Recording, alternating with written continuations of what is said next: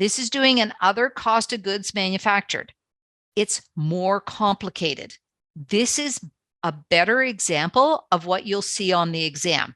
This one was kind of an introduction to it, but this one is, hey, this is yeah, it's just a more complicated, because we end up with production for the year, but we also have a selling price here. We have finished goods inventory with a number, and we have finished goods inventory at the end of the period with a number. So this is probably in line with both the term test and the final exam, and definitely for your homework. So we're going to prepare, again, a statement of cost of goods manufactured. So we're going to have the name of the company. So this is Phillips, and I'm just going to call it Phillips Company. Okay, this is the statement of cost of goods manufactured. And this is for the year. It's for the year ended December 31st. We know what we're going to start with. We're going to start with direct materials. And our first thing to do is to categorize. So let's just do that for a second. I'm going to move this over here so we can categorize. We've got the purchase of raw materials. We know that this is direct materials. Beginning materials inventory is going to be part of the direct materials also. The ending materials, direct materials. Direct labor is direct labor. Indirect labor, manufacturing overhead. Now notice that these are done in a specific order to make it easier for you. That's not going to happen on the exam. On the exam, I'm going to take all of these and I'm going to just randomly mess them up. So keep that in mind. It's always a little bit easier when we do these questions, but in a real exam environment, I'm going to make it harder. Rent for the factory, manufacturing overhead. Depreciation. We know this now. We've done this a few times. Utilities, manufacturing overhead. Supervisor salary. Yep, MOH. Commission, salesperson. SE. General administrative expense. AE. And now we've got the beginning work in progress, the ending work in progress, the beginning finished goods, and the ending finished goods. Okay. And we're not going to use those. We're going to set them aside because generally these aren't put into any, right? We know these finished goods, they're not even on the statement of cost of goods manufactured. Okay, so we got the direct materials. We're going to start with the beginning materials. So I've got the beginning materials right here. Beginning materials inventory. Here we go. Why isn't sales supervisor admin? Oh my goodness. I just read the word supervisor and I was immediately MOH. That would have caused a cascading problem, which would have resulted in all our answers being wrong. This is a bad thing. What should this be? This is selling expense. So it's a teaching moment. It's a teaching moment. Keep in mind, this is a bad thing to have happen to us, right? Because it means that if we did everything, every number would be wrong and you would be marked wrong for everything. So we got the beginning materials inventory. What are we adding in? Don't forget, we are going to add in, of course, we're thinking about the cupboard, opening the cupboard, the purchase of the raw materials. And I forgot to keep marking these off, but I am marking them off. This means that this is the materials available. I'm going to add the two up and you'll notice that my beginning, my purchases, I took the wrong, see, I took the wrong again. There we go. Now we've got materials available. What are we going to do? We're going to deduct the ending materials inventory.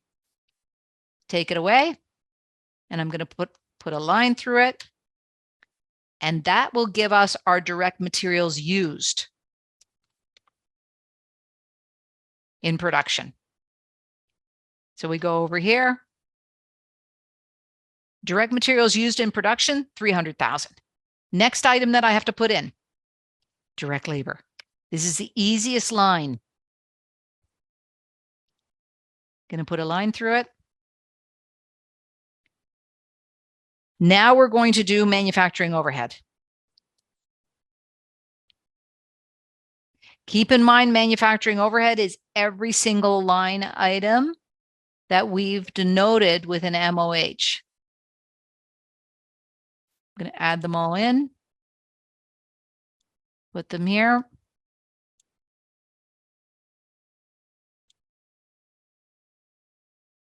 And so now we've got total overhead. So we've got the total overhead. There we go. And now if we add all three of these together, we've got the total manufacturing costs.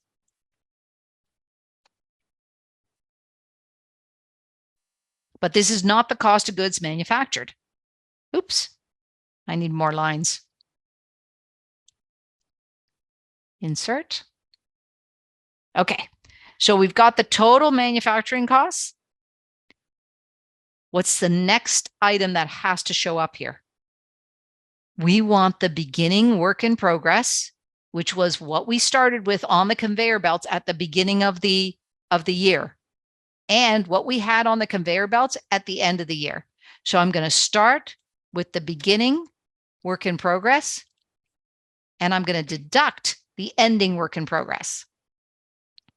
So remember, I add in the beginning, I deduct the end. There we go. So if I now take all of this, there we go. Oh, goodness. This is what happens when you're not careful. Beginning work in progress. Now, let me see. 13, 14. I just want to make sure. 13, 14. Okay, good. Let's get rid of that. Okay, quick underline here. And this is, of course, the cost of goods manufactured.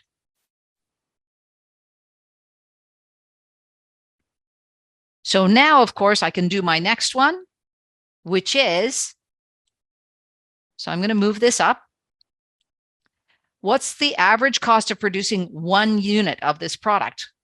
Well, in order to do that, I have to figure out exactly how many products this represents. So I'm going to do something similar to what I did before. I'm going to take the finished goods on January 1st, which is 500 units. I'm going to add in all the units that I produced, which is 4,000 units. And I'm going to deduct the units at the end of the period because they have not been sold yet.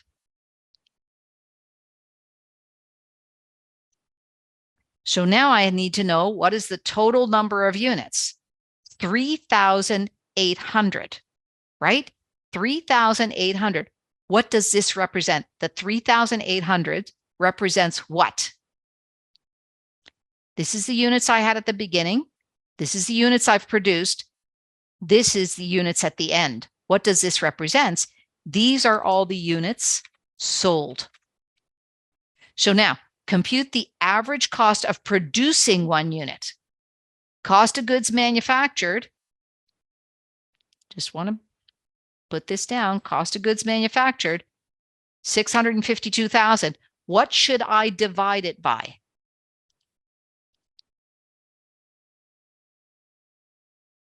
Am I dividing it by 3,800 or 4,000? 4,000. Exactly.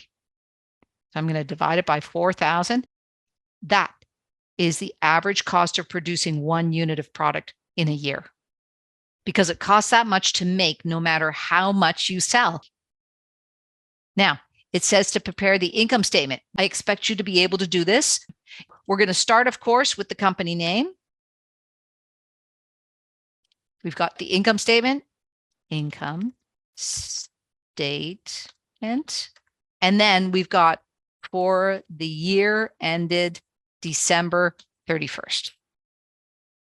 What's the first line item on the income statement? Sales. How am I going to calculate sales revenue? Units sold multiplied by the price. Units sold is 3,800 multiplied by the selling price. I go to the top, selling price is $400 per recliner. My sales are $1,520,000. If I then do cost of goods sold, I know how many units have been sold, 3,800 units, and I also know the per unit cost of goods manufactured. Average cost of producing one unit, $163. I can calculate my cost of goods sold without doing a statement of cost of goods sold.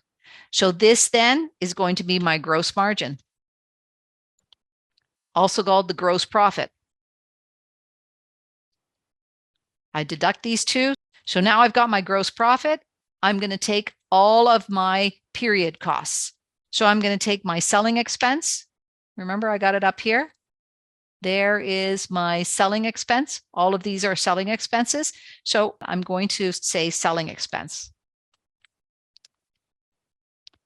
And I'm going to go up here and I'm going to add all my selling expenses together. So I've got 90,000 and 180,000. I'm going to do my admin expenses. I've only got one admin expense going to the top. It's just this 300,000. So now this is going to be my income, operating income.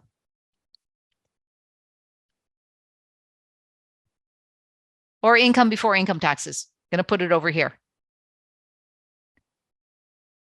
I'm going to take my gross margin, subtract all my operating expenses, and my profit